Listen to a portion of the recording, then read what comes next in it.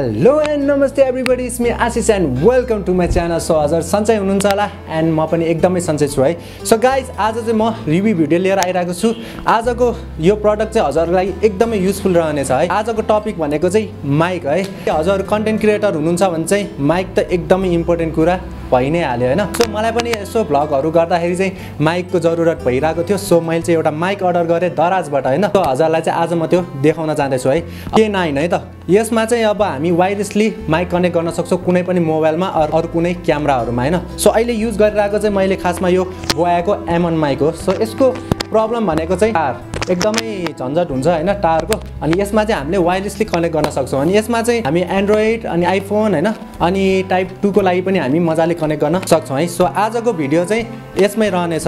अब मैले चाहिँ दराजबाट अर्डर गरेको थिएँ अनि एउटा सामान चाहिँ मलाई यो ड्यामेज पर्यो है. सो के पर्यो म हजुरलाई अहिले भनि नै हाल्छु हैन. सो हेरौं अनि के कस्तो छ त भित्र अनि कतिको यसको माइकको क्वालिटी छ अहिले थाहा नै भइहाल्छ. सो धेरै कुरा नगरी प्रोडक्टतिर जाउँ है त. Let's go. Okay guys, so यही हो है प्रोडक्ट चाहिँ. यो चाहिँ K9 माइक है. अब यसमा चाहिँ सिंगल भर्जन वाला पनि आउँछ तर मैले चाहिँ डबल भर्जन ल्याएको छु. यो चाहिँ K9 मा डबल आउँछ है. अब यो चाहिँ एकजना भन्दा बढी छ भने चाहिँ दुईजना बसेर हामी इन्टरभ्यूहरु त्यस्तो कुराहरुमा चाहिँ युज गर्न सक्छौं है. अनि अर्को प्लस भनेको चाहिँ यो वायरलेस हो. सो टावरको झन्झट पनि छैन तर यसमा चाहिँ चार्ज गर्नुपर्ने हुन्छ है. आको चाहिँ यति मात्रै हो. बक्समा अब चाइनिजबाट के लेखेको छ अनि अर्को चाहिँ वायरलेस माइक लेखेको छ K9 को. यसमा भ्लगको लागि युज गर्न मिल्छ भनेको छ हैन. अनि इन्टरभ्यूको लागि छ, लाइभ शर्ट्सहरुको लागि छ अनि यो के मिलाउन मिल्छ है. सो यो त हामी अहिले हेरि नै हाल्छौं. बट्टामा त्यस्तो खासै के पनि छैन. भित्र हेरौँ है त के छ भनेर चाहिँ. सो यसलाई चाहिँ यसरी खोलौँ. सो फर्स्ट चाहिँ यसको प्याकेजिङ चाहिँ एकदमै राम्रो लाग्यो है. पठाको स्टाइल र यो प्याकेजिङ चाहिँ एकदमै आई एट्र्याक्टिभ छ है. अब यही हो है डबल वाला. अब K8 मा भए चाहिँ सिंगल आउँथ्यो जस्तो लागेको थियो. यसमा चाहिँ डबल आउँछ है. एकचोटी यो चाहिँ खोलेर हेरौँ है त के छ. यो फर्मलाई निकालौँ. ओके, यो चाहिँ अब सायद अब जुन पनि इलेक्ट्रिक सामानहरु लिनुभयो भने चाहिँ हजुरलाई यस्तो युजर मेनुअल एउटा चाहिँ आउँछ है. यही जोड्ने दुईटा छ अनि त्यसपछि चार्जिङको पावर अन अफको रहेछ अनि चार्जिङको छ है. अनि त्यसपछि यो के छ मोबाइलमा चाहिँ यसरी हाल्ने रहेछ है. अब यो त म अहिले हजुरलाई देखाइ नै हाल्छु. र यसमा चाहिँ के आयो भन्दाखेरि चाहिँ दुईटा माइक जुन चाहिँ डबल वाला माइक थियो यो एउटा सिंगल माइक अनि यो एउटा अर्को माइक.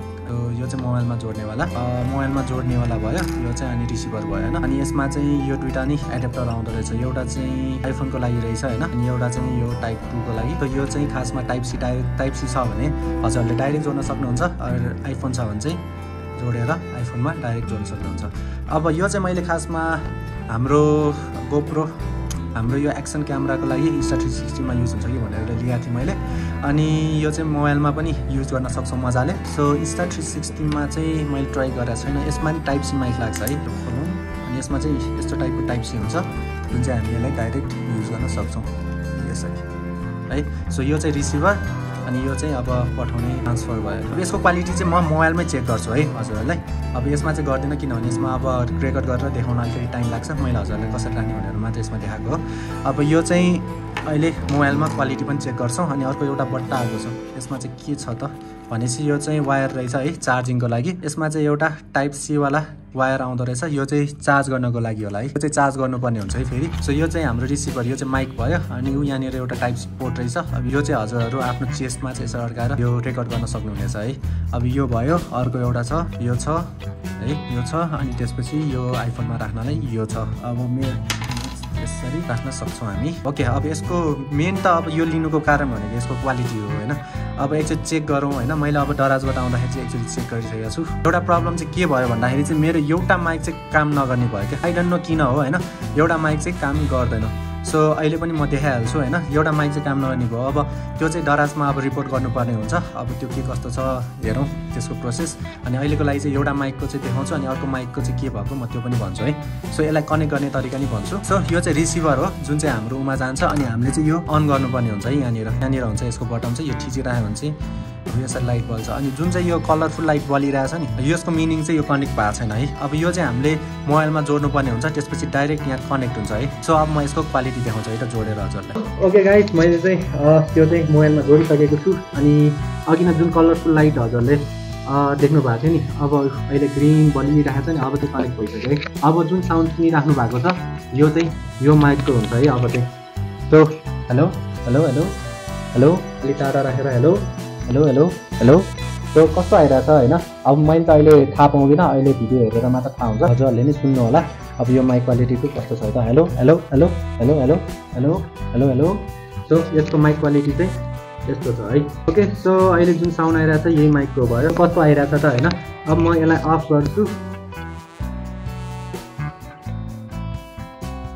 ओके सो मैले मोबाइलबाट यो निकालिसकेको छु सो सेकेन्ड वाला चाहिँ कनेक्ट चाहिँ हुन्छ हैन ब्याट्री पनि छ तर हजुरले केही पनि साउन्ड सुन्नु भएन होला है किनभने यो माइक चाहिँ एउटा ड्यामेज रहेछ हैन सो अब दराजबाट आउँदाखेरि कहिलेकाहीँ यस्तो प्रब्लमहरू आउँछ अब हेरौँ अब नभए के हुन्छ अब रिपोर्ट त गर्नु परिहाल्यो हैन अब रिटर्न लिन्छ कि के गर्छ रिफन्ड गर्छ अब त्यो चाहिँ हामी पछि नै हेर्न सक्छौँ सो माइक क्वालिटी हजुरले थाहा नै भइहाल्यो एउटाले पनि हजुरले गेस गर्न सक्नुहुन्छ हैन माइक क्वालिटी चाहिँ कस्तो छ भनेर अब मलाई पर्सनली चाहिँ मैले पहिला पनि यसो ट्राई गरे भएर चाहिँ अगाडिपट्टि ल्याउँदा चाहिँ अलिकति त्यो भ्यार हुने टाइपको छ नि थर्किने टाइपको साउन्ड आइरहेको थियो सो अलिकति त्यो चाहिँ चित्त बुझेन अलिकति टाढा लाँदाखेरि चाहिँ जस्ट नर्मली हामीलाई युज हुने गरी चाहिँ काम लाग्ने रहेछ हैन अनि एउटा चाहिँ युज नै भएन यही हो ड्यामेज प्रडक्ट चाहिँ है अब यदि हजुरलाई यो युजफुल हुनसक्छ भने चाहिँ हजुरले यो लिन सक्नुहुन्छ होइन यो चाहिँ नर्मली युज गर्नको लागि चाहिँ हजुरको लागि सायद काम लाग्छ होला है अब दुईजना गर्दाखेरि यताउता हेर्दाखेरि अब यसमा आइफोन अनि जुन पनि मोबाइलको लागि यसरी आएको छ सो हामीलाई त्यसको लागि केही टेन्सन पनि भएन यति नै हो K9 को रिभ्यू चाहिँ होइन अब यसमा मैले केही छुट्या छ भने चाहिँ हजुरले यसो भनिदिनु होला अब यसमा यस युजर मेनुलमा पनि त्यही लेखेको थियो होइन सो मैले हजुरलाई देखाइ नै हालेँ सो गाइज मैले जति चाहिन्छ होइन त्यति चाहिँ सायद देखाइ नै हालेँ यदि यसमा केही छुटेको छ भने चाहिँ हजुरले यसो कमेन्ट गरिदिनु होला होइन सो यही हो K9 माइक चाहिँ है ओके गाइज होइन अब जति सक्छ मैले देखाइदिइहालेँ सो सबै जेन्युन रिभ्यू नै गरेको छु है अब मेरोमा चाहिँ यो एउटा प्रडक्ट चाहिँ अलिकति ड्यामेज आयो होइन अब म दराजमा एकचोटि यो रिपोर्ट गरेर हेर्छु अनि के कस्तो हुन्छ अब रिटर्न गर्ने हो कि होइन एक्सचेन्ज गर्ने हो एकचोटि हेरौँ अब पछि नै थाहा भएको कुरा हो अब यदि हजुरलाई मन पर्यो भने चाहिँ गाइज दराजबाट अर्डर गर्न सक्नुहुनेछ होइन एकदमै राम्रो अनि हामीलाई काम चलि नै हाल्छ है सो अब हजुरहरू पनि दराजबाट अर्डर गर्न सक्नुहुन्छ अब हजुरलाई ड्यामेज पर्छ भन्ने त छैन होइन कहिलेकाहीँ यस्तो हुन्छ पछि के हुन्छ मेरो चाहिँ त गाइज अब जति सक्छ होइन मैले देखाइदिइहालेँ अनि अब मेहनत त म गरि नै रहेछु यदि यो भिडियो हजुरलाई युजफुल रह्यो भने चाहिँ please do like comment and subscribe गर्न चाहिँ नबिर्सिनु होला है त सो पछि म यस्तो भिडियो लिएर नै राख्छु सो आजको लागि चाहिँ यो भिडियो म यही सकाउँछु हजुरहरूको दिन चाहिँ शुभ रहोस् by by and have a nice day